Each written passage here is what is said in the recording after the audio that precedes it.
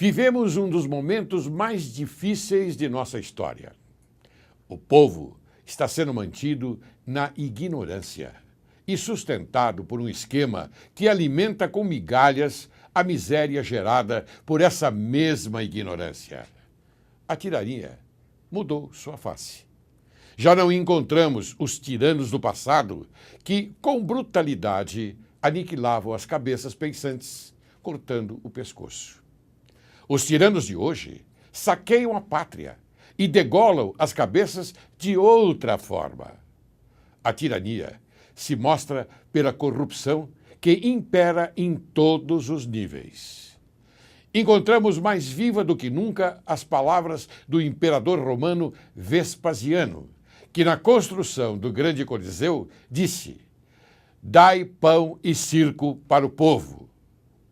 Esse grande circo acontece todos os dias diante de nossos olhos, especialmente sob a influência da televisão, que dá ao povo essa fartura de pão e de circo. Quando pensamos que a fartura acaba, surgem mais opções. Agora, vemos a pátria sendo saqueada para a construção de monumentais estádios de futebol, atualmente chamados de arenas, nos moldes do que era o Coliseu, uma arena. Enquanto isso, os hospitais estão falidos, arruinados, caindo aos pedaços. Brasileiros morrem nas filas e nos corredores desses hospitais. Há outros filhos da pátria que morrem pelas mãos de bandidos violentos, que tudo leva a crer, manejados por partidos políticos, e se sentem impunes diante de um Estado inoperante, ineficiente e absolutamente corrompido. Saúde não existe. Educação não há. Segurança, muito menos. Porém, a construção dos circos continua.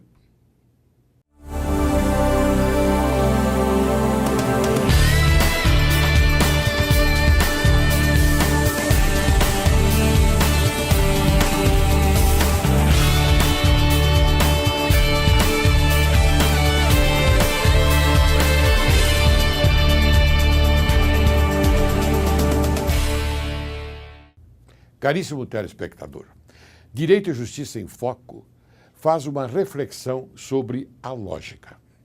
É a parte da filosofia que estuda as leis do pensamento e as regras que devem observar na exposição da verdade. É a ciência que, estudando as leis, conduz ao raciocínio encadeado para a ligação das ideias e coerência entre os princípios e as conclusões. É, pois, o método do raciocínio que, levado aos fatos, relembra que as premissas obrigatórias de todas as nossas ações são constituídas pelo que é bom, justo e belo, como útil e agradável. Hoje, Direito e Justiça em Foco conversa com o jornalista Jorge Serrão. É uma grande dádiva para nós recebermos esta grande personalidade que vai conversar comigo e com vocês também, caríssimos telespectadores. Quem é Jorge Serrão? É jornalista, radialista e professor de comunicação e marketing. Tem 26 anos de vivência no mercado da mídia. Desde 2005, é editor-chefe do Alerta Total, um blog diário de política, economia e assuntos estratégicos, onde pratica o modelo de jornalismo inteligente e estratégico. É professor dos cursos de comunicação da Uniban Brasil. É consultor em gestão e assuntos estratégicos nas áreas de comunicação e marketing. Foi diretor da Rádio Carioca e âncora e editor-chefe nas rádios Globo, Tupi e Bandeirantes, Rio de Janeiro.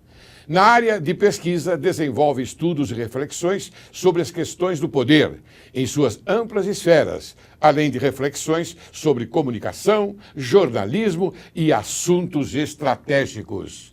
Este é o currículo de Jorge Serrão. É óbvio que nós apenas resumimos, mas é muito mais. Mas vocês vão conhecê-lo agora que eu vou apresentar. Jorge Serrão, como vai? Tudo bem? Graças a Deus, prazer ótimo estar aqui com você, nesse programa que discute cidadania em horário nobre. Raro. Prazer. E necessário. Prazer é nosso. Eu estou muito contente hoje, porque nós vamos levar ao telespectador, ao brasileiro e também à cidadania do Brasil, não é? Um programa que eu tenho certeza absoluta que vai ser glorioso. Porque nós temos que falar as coisas que acontecem. As coisas que acontecem são verdadeiras, não falsa verdade. Aqui nós só colocamos em discussão fatos verdadeiros. Eu tenho certeza absoluta que você vem trazer alguns deles e isto vai beneficiar o telespectador, a sociedade brasileira. Vai ser um prazer. Muito bem. Jorge Serrão, me diga uma coisa. Eu tenho aqui algumas perguntas a fazer a você.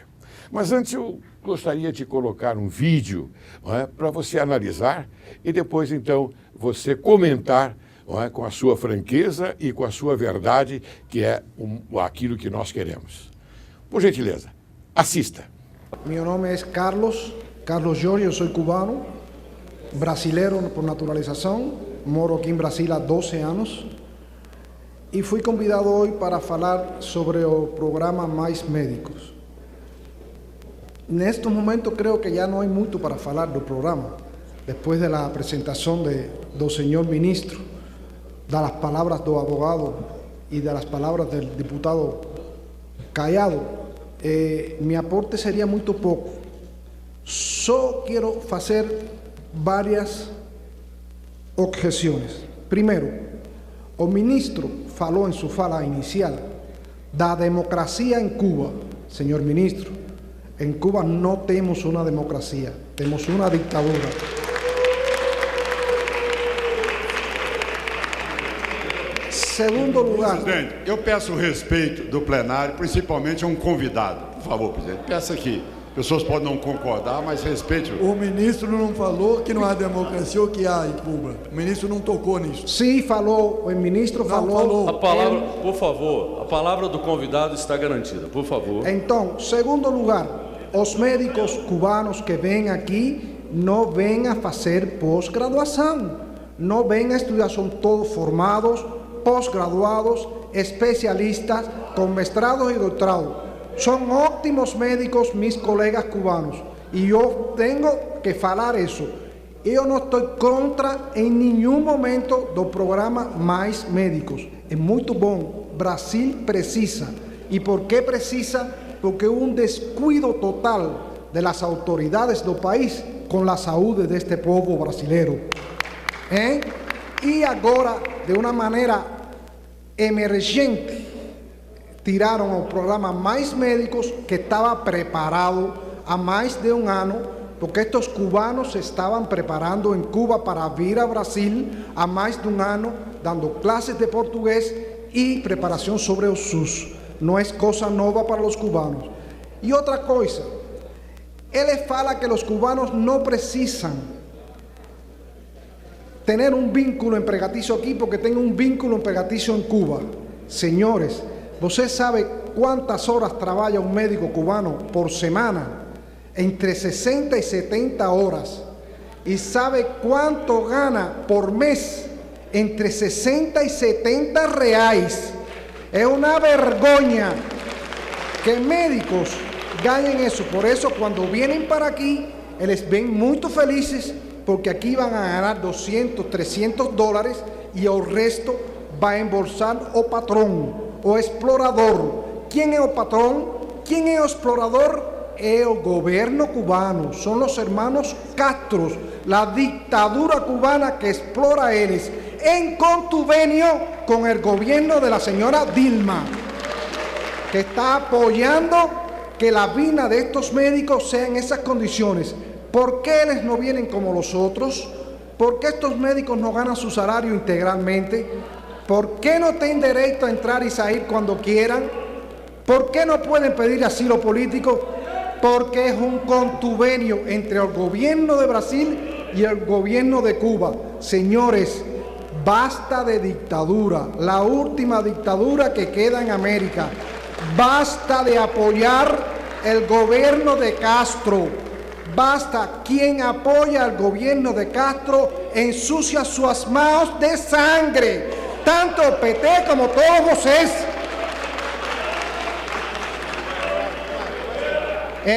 Lembren que estos cubanos no vienen aquí por solidaridad. Sí, son muy solidarios, pero tienen que venir para ganar R$4 e poder ajudar a sua família. Muito obrigado.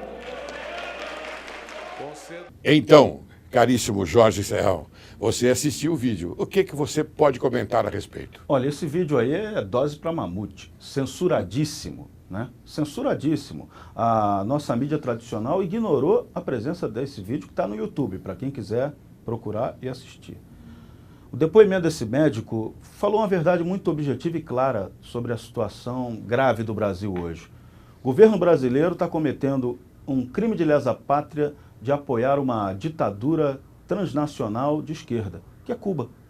Cuba é isso. Cuba é uma grande propaganda, para enganar bobo, de propagação dos movimentos esquerdistas na América Latina, onde não há a menor viabilidade de se implantar aquele modelo burro do comunismo, como a gente está vendo na Argentina e na Venezuela, 2 países que estão em total desastre econômico. Muito bem, exatamente agora, você sabe, o nome desse cubano, ele é médico, é um excelente médico, e um homem que, afinal de contas, demonstrou um caráter excepcional. O nome dele é Carlos Rafael, não é? E ele veio e disse aquilo que nós não tínhamos conhecimento. Então eu aproveitei e coloquei aqui no programa Direito e Justiça em Foco, porque esse é o nosso objetivo, para ouvir o seu comentário, a sua manifestação também. E ele foi o primeiro a denunciar esse verdadeiro atentado aos direitos humanos. A gente precisava chamar a ministra Maria do Rosário para socorrer esses pobres médicos cubanos que estão sendo vítimas, estão tendo seu direito humano violado, ganhando menos no Brasil, um negócio esquisito, tem uma empresa que intermedia o que o governo brasileiro paga para eles, vai uma grana que vai para essa empresa repassa o dinheiro lá para Cuba e certamente tem um tal de um drawback. Se você não sabe o que é drawback é o dinheiro que volta, parecido com o tal do mensalão, que todo mundo fala, mas ninguém explica direito como funciona. Bem colocado. Bem, agora eu vou continuar fazendo umas perguntas a você, claro, e você já tocou na Argentina e na Venezuela e outros países que inspiram a sua gestão em modelos socialistas ou comunistas, mergulham em graves crises. O Brasil corre o mesmo risco? O Brasil corre, não, o Brasil já é um país. O grande problema do Brasil é que o Brasil é um país que não é capitalista. Eu costumo brincar, até criamos um termo para definir bem o Brasil, que é o capimunismo. Eu sei. É uma mistura de capitalismo que não funciona com o comunismo que trabalha errado. Então o Brasil consegue ter uma presença estatal muito forte na economia e interferindo diretamente na vida dos cidadãos. Hoje, qualquer brasileiro que queira produzir está pagando, no mínimo, uma carga tributária absurda de 40%. 40% que você ganha ou que você se esforça para ganhar, você entrega para o sócio indevido, que é o governo. E não tem contrapartida por isso, que é o que é mais grave. Nós, formados em Direito, não é? Estudamos Karl Marx naquela época, não é? E conhecemos a filosofia do mestre comunista. Não é?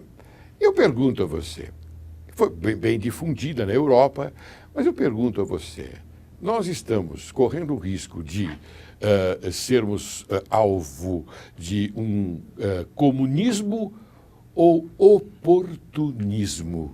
Olha, eu insisto que nós vamos ter aqui o aprimoramento disso que eu chamo de capimunismo, que é a esculhambação do comunismo, né?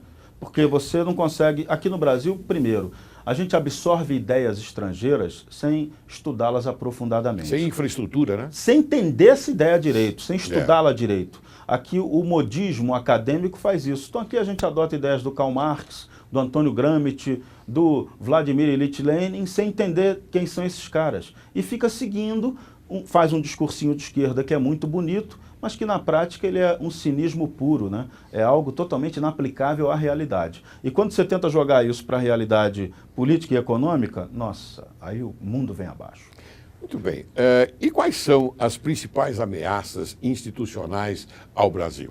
Olha, hoje, seriamente, a gente pode falar e tem que denunciar isso.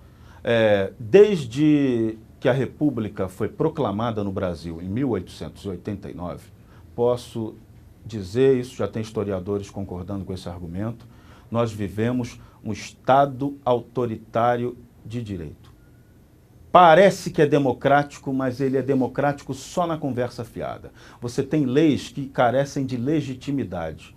Porque a legitimidade, você como um operador do direito sabe muito bem, só é legítimo aquilo que atenda ao interesse público e que siga um padrão lógico da lei, que atenda a uma racionalidade mínima para atender as pessoas, ao princípio da legalidade e ao princípio do interesse público. Se não cumprir esse requisito, não é legal. E nós temos várias leis ilegítimas sendo implantadas no Brasil a todo momento.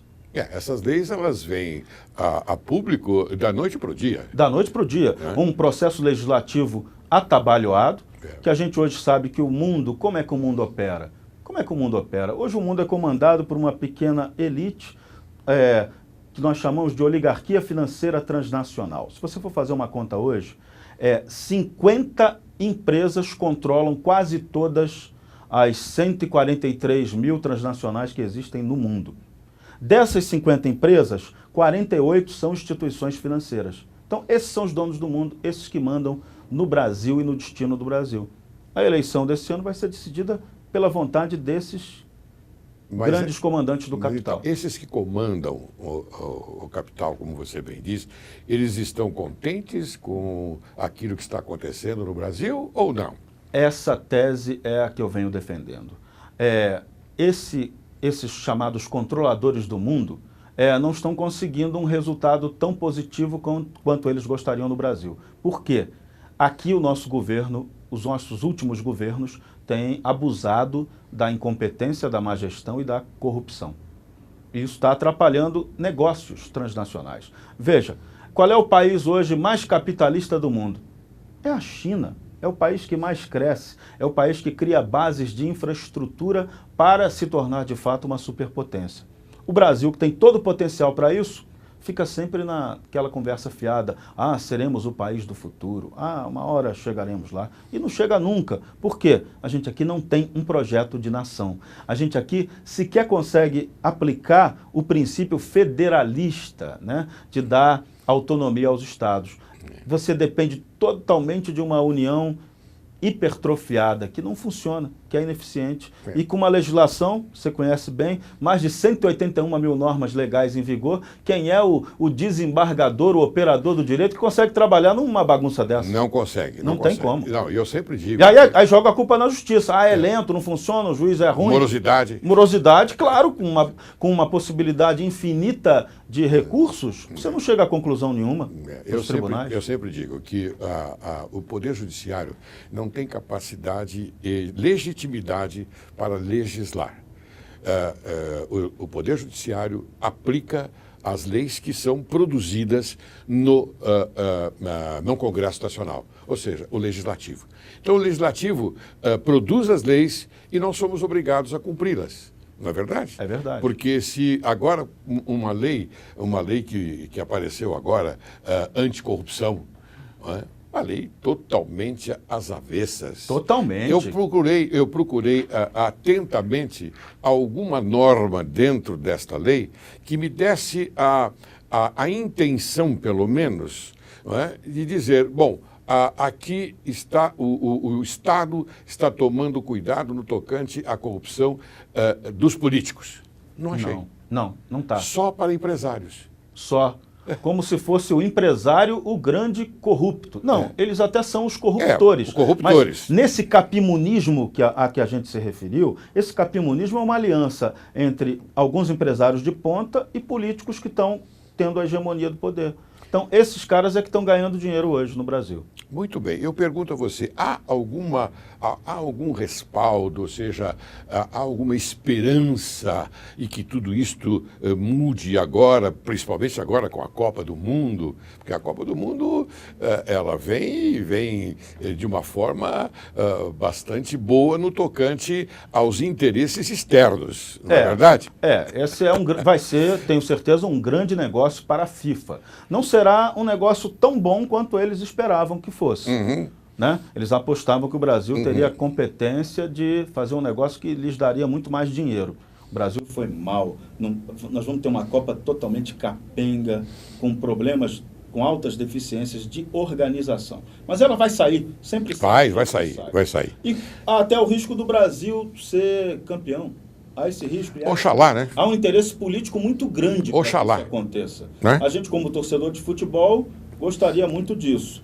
Como torcedor político, costumo brincar, não sei se tanto, mas a coisa pode ir por aí. Agora, um ponto que a gente tem que lembrar muito, a ajuda de uma torcida hoje que a gente precisa muito, é a torcida do judiciário. O poder judiciário hoje tem um papel muito importante no Brasil de unir forças para que a gente aplique a lei com o máximo de justiça, com o máximo de legitimidade e que dê respostas um pouco mais rápidas a essa onda de corrupção que está destruindo o nosso país. Eu vou dar uma resposta agora diante da sua colocação. O judiciário está cumprindo o seu dever. Haja vista as decisões, as últimas decisões, no tocante, inclusive, ao aumento do IPTU. Isso. Você deve ter percebido isso. Não, e uma coisa que é legal da gente lembrar, isso nem sempre é noticiado na mídia, há movimentos, há juízes hoje aqui em São Paulo, fazendo trabalhos voluntários de esclarecimento ao público sobre questões de defesa do consumidor, cidadania. Claro. E esse trabalho está tornando o cidadão mais consciente, mais preparado até para quando ele recorre à justiça, recorrer de maneira bem objetiva, não fazer processos que mal formulados que acabam dando em nada. Óbvio. Né? Muito bem, eu agora vou fazer uma pergunta a você, por isso que eu chamei, diante da sua colocação, eu chamei a Copa e agora eu pergunto a você o seguinte: corremos risco de atentados à liberdade de imprensa e expressão como na Venezuela? Eu digo genericamente, inclusive até você pode incluir a Copa na sua resposta. Eu digo concretamente, nós já somos ameaçados diretamente. Hoje, o que faz algo ser publicado ou não na grande imprensa brasileira? Interesses econômicos e políticos.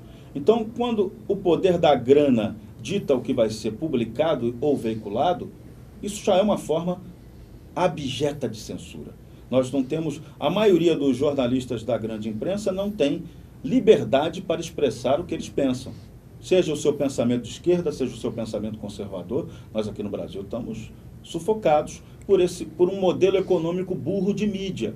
Só que graças a Deus hoje tem a internet. Graças a Deus hoje temos a revolução dos smartphones. Né? Qualquer um hoje tem um smartphone e essa difusão de informações alternativas pela internet está fazendo muita diferença. O seu programa hoje pode ser assistido, é assistível na internet. É verdade. Depende do sistema normal de audiência da televisão. A qualquer hora, quem quiser acessar, vai lá no YouTube e vê aquilo ali e participa desse debate, aprende alguma coisa num programa que quer discutir coisa séria. Muito bem, mas me diga uma coisa, mas você, por exemplo, você é um jornalista de ponta, eu o considero dessa forma. E não só você, como outros também, que vêm a público e falam a verdade. Você não é intimidado, você não foi procurado por alguém para calar a sua boca? Eles sempre tentam fazer isso, vêm com ameaças, mas se você ficar acreditando em ameaça e com medo da ameaça, você não faz nada, né? Até costumo brincar, tem uma frase, né? Dizem que Jesus Cristo teria dito, né, que quem tem medo não merece viver. O pessoal, mas você tem certeza que Jesus disse? Olha, eu não tenho não, mas ele deveria ter dito. Não, Jesus, a filosofia é implacada por Totalmente Jesus, paz, tranquilidade. E se a gente tivesse esses valores aqui no Brasil, É verdade. mais cristalizados, as coisas seriam muito mais fáceis. E os ensinamentos dele, Nossa. caminhando, ia ensinando as pessoas. Não é? Tanto é que o colocam até como peripatético. Outro dia saiu na mídia que Jesus era um peripatético. Aí todo mundo ficou assim, como? Jesus peripatético? Mas só que não tinha o conhecimento da palavra peripatético. Quer dizer, aquele que ensina caminhando. Exatamente. Não é verdade? Então, veja, Jesus é a pessoa. Ele é o exemplo. Ele é o caminho concreto que você pode seguir Perfeitamente. como referência de humanidade. É. Porque a gente perde muito a humanidade. A gente faz muita análise de política e economia esquecendo da humanidade. E não dá para fazer isso. A gente tem que reaprender a calibrar nossas análises, entendendo que nós estamos lidando com o ser humano. E o ser humano é passível de falhas. É verdade. Bem, Jorge Serrão, faça então uma análise da conjuntura política, econômica, militar e psicossocial no Brasil. Eu sei que eu estou te pedindo uma correspondência bastante longa, mas você pode falar quanto tempo você quiser. Aliás, você aqui é o dono do programa. Ok. Você fala o que quiser, da maneira como quiser, e sem censura. Tá bom. Então vamos tentar fazer o resumo dessa ópera. Vamos começar pela questão Você quer que eu chame soberania. primeiro um intervalo e no segundo bloco você aborda esse assunto? Pode Não é ser, melhor? Depois do intervalo a gente O volta. que você acha? Pode ser. Tá bom? Ok. Com a sua autorização. Aguarde que logo, logo retornaremos.